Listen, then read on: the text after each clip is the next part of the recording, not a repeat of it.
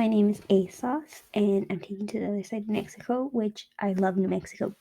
Absolutely adore it. So I am a historian. If you don't believe me, I have a bachelor's in history and I'm getting my master's in history.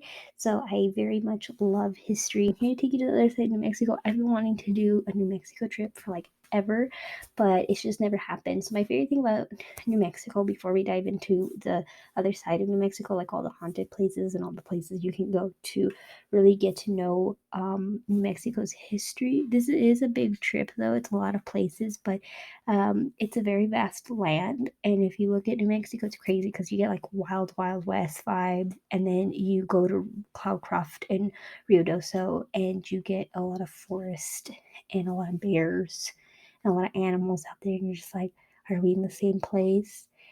Maybe. And then there's another national park that is on the border of Arizona and New Mexico. I don't remember what that's called. I'll probably put it in when I'm editing this. But anyways, and it also has a lot of tribes known today that still live and exist in New Mexico. So there are about 23 federally recognized tribes in New Mexico. Oh, let's start off in Roswell. When you look at Roswell, everybody thinks of aliens, but I will talk about the alien thing in a minute. But I don't want to go to Roswell for the aliens. I want to go there because I feel like Roswell is so mysterious and creepy. So there are various haunted places. I found out that there's a POW iron cross, and it's a symbol that was built on the riverbanks in Roswell by German prisoners of war. Which, when I looked at that, I was like, there were German prisoners of war in New Mexico, which makes sense because there's a lot of army bases out there. The next place that we'll go to in Roswell is Chaves County Courthouse, and it has children playing in the basement, and there is a Pueblo auditorium where it's rumored to be haunted by a little boy up in the balcony. Next, we're going to go to the Pecan Fields of Roswell, where it's reported to hear a boy crying and running across the street late at night, which is terrifying. Another interesting fact about Roswell before we get done with um, the ghost stories of Roswell, and we'll move on next to the next place. Roswell has had a period in the 80s and the 90s with high murders and cold cases reported. From 1991, Express and the 13 were slain, with the article claiming that there was an unrelated serial killer with just different types of circumstances. And the most jaw-dropping incident was when a mother beat her sister with a hammer because she thought she was a witch. And the murder rate used to be super high within Roswell. It was so terrifying that a lot of the residents were like, who's next? Who's next? Which is scary because it's a quiet, safe town. And, it gives that small town vibes. So, you really can't blame them for thinking that. So, okay, so now I'm going to go to the wreckage of the alien crash. Okay, whenever people say that the alien crash happened in Roswell, it's not. Look it up. This is a conspiracy. It actually happened in Lincoln County, which is my next location I want to go to. Now, Lincoln County is actually a wild west town, and I'll get more into what it actually is, but this is the crash. So it was actually a rancher who found the wreckage 75 miles north of Roswell, again in Lincoln County. During 1947, several flying discs and flying saucers stores were popping up there. The rancher handled the wreckage over to the military, and it's very popularly known for being a story about Roswell. But again, it's 75 miles away from Roswell. What Lincoln County is known for. So now you know that the wreckage actually happened in Lincoln County. So Lincoln County was a place for ranchers and store owners such as L.G. Murphy, who established a store called The House in 1873, which created a monopoly. Lord, can I talk? Monopoly of commerce, with rivaling showing up in town by an Englishman named John Tunstall. With the time period of 1878 to 1881, it was involving famous characters such as Billy the Kid and Sheriff Pat Garrett in a war The president at the time, Rutherford B. Hayes, claimed that the streets of Lincoln County's Main Street was the most dangerous streets in America. He is known for that huge Billy the Kid showdown where he was on the run and he killed a bunch of people and he fled. He's even been known to show up in El Paso. So I really want to go to Lincoln County for the Billy the Kid story, but Lincoln County actually has a lot more history and a lot more ghost stories than just Billy the Kid. It's you can also tell that it's had alien sites. It's had a lot of crazy history out there, and it's really. I hope it's really well preserved as a wild, wild west town that it originally was. So now we're gonna go up to Santa Fe, New Mexico. So I love Santa Fe, New Mexico. I feel like Santa Fe is so old and indigenous and so embedded in Spanish roots as well. It kind of has both of the little flares to it. So it was settled by Conquistador Don Pedro de. Okay, listen, I'm Mexican and I still can't pronounce this. Pedralta in 1609. It is home to the oldest buildings in America, the Palace of the Governors, and the oldest community celebrating Santa Fe Fiesta. La Fonda Hotel, the oldest hotel corners, where in 1821 Becquerel found their way to the hotel and established the Santa Fe Trail, creating the hotel's reputation of hospitality.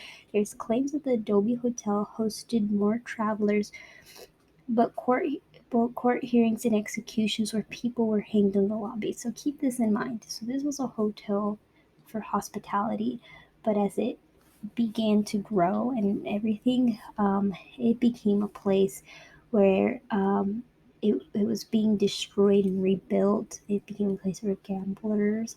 It became a place where lynching mobs came. And the lobby of the hotel in 1867, John P. Slew, the Chief Justice of the Territory Supreme Court, was shot due to claims of being a thief and a liar. You know what they say, snitches get stitches, but that's besides the point. There's also suicide reports at the hotel, which there's a new suicide number. Please use that number. I beg of you. I believe it's 988. I'll actually put the correct one in. Please use that one. Just an FYI. Where a salesman lost his company money in a card game. Many today known for its phenomenon and spirits walking the halls with reports of guests over noises and seeing men in black coats disappearing into the stairwells. We're going to move into the Loreto Chapel, which, if you do not know what the Loreto Chapel is, there is a legend of an unusual spiral staircase, which my mom told me the story about this, and she wanted to go so bad. Like, a lot of religious people want to go to Santa Fe just for this spiral staircase. So the story goes that the Sisters of Loreto wanted to access their choir loft without a ladder while constructing the church, but the carpenter and experts expressed that a ladder was the only option. The sisters prayed for 9 days, and on the final day, a man appeared at the door of the church looking for work, running with a box of tools and a donkey, which is like Saint Joseph in the image of the nativity scene at the birth of Jesus. The man agreed to do the work on one condition: if he could work independently without anyone watching or entering the church, which the sisters agreed to, but the accounts on how long the man worked varied from one night to 6 months. The sisters returned to the church to find the staircase finished and the man nowhere to be found, leaving the man unpaid or thanked for the work done. The sisters searched for the man throughout newspapers, but still nowhere to be found, and it left many to believe that St. Joseph built the structure. The structure is left unique. So the story basically with the staircase is that it was built in one day and the man built this immaculate, like, nobody even knows how that he built this staircase. Like, it's spiraled. It's just like a architectural wonder piece. It's not even paranormal. It's not even ghost related. Like, this church right here just is mysterious for that staircase and how it was just made, and especially the sister's story over it. It's so hard to believe that that's actually the story, and so many people have actually tried to come and debunk the sister's story and tried to figure out how did they build this staircase. Nobody can figure it out, because I'm telling you, like, everybody wanted to build a ladder. They were like, there's only one way to get up to this loft. That's it. And then this man comes in mysteriously and does it the way that the sisters wanted and prayed for it. It's just a crazy story. And I just hit the microphone, and now you're gonna be like, Okay, so the next place that we're gonna move to is La Posta Hotel. This is gonna be our last stop in Santa Fe, and then we're gonna go up to our next place. So La Posta Hotel was built as a Victorian mansion in 1882 by the Santa Fe Trail merchants Staba. What kind of name is Staba? Anyways, Staba's family had this fairy tale life, but eventually their social life came crumbling down with rumors that the wife Julia was crazy. The mansion experienced fires and the death of Mr. Staba. The property was then turned over to the Nelsons, who turned it into a hotel. And in 1930s, the Hotel La Pastora became a popular place for the arts community. Rumors began after all the travelers who visited the hotel claimed to see famous ghosts residing on the property. Many believed that it was Julia Estaba and that she never left the home that she loved very dearly. Reports from 1979 of an employee that looked up to see a beautifully dressed translucent woman standing by the fireplace. He was so terrified he ran. Imagine that. You are working in this hotel, you see a translucent woman, and you bolt out there. I remember the first time I saw a ghost, I didn't run. I was more like stood there in shock because I didn't want to believe that it was a ghost. Trust me, when you see a ghost, you're either going to be paralyzed with fear or you're going to be like this man and you're going to run. Which I just think it's funny that he ran. Like everybody knows he ran. What a funny story. Anyways, so next the bartender says that on a busy night, glasses began to fall off the shelves. They were crashing on the floor. The fireplace would turn on and off. Julia is the main ghost. She's seen stealing things from rooms, moving objects. The room 256 is the room with the most activity. Now we're going to move to Las Vegas, New Mexico. I want to visit Las Vegas, New Mexico so bad because it's another wild, wild west town. It's the image of the Wild Wild West. The Plaza Hotel was the main jewel of the town at the time. It is an incredible town that once was everything to New Mexico. So it was built in 1882. The hotel welcomed travelers who were getting off the newly constructed railroad to do business, and they gave it the name the Belle of the Southwest. The hotel prospered during the Gilded Age, which the Gilded Age, shiny, everything beautiful, if you don't know that historical fact. As it was the largest shipping area and trading center in the United States at the time, with wool being their main export. It was in the 20th century that Las Vegas, New Mexico became a sleeper town. The Plaza Hotel became a trick city for travelers with a flow of movie stars working on films nearby. The Plaza Hotel in Las Vegas, New Mexico is rumored to be haunted by the former owner, Byron Wells. So guests claim to see indentations in the room that was his office, which is 310. It is quoted it is quoted that he is a friendly ghost but a lonely one. And employees never let women sleep in there because apparently he would tap them at night and squeeze them. So they don't let women sleep in there. Housekeeping reports that he hears them speaking to them, and they smell cigars whenever they go in there. Next, guests see this man named Mr. Mills. They said that they saw him in an elevator, and they pointed to his photo in the hotel that they have down in the bar. A photo captured a moment of a hotel guest enthusiastic with no one around, and they took a photo of this, and it's a very interesting photo. They kept it in the hotel, but then they didn't, and they were like, we need to look for that photo.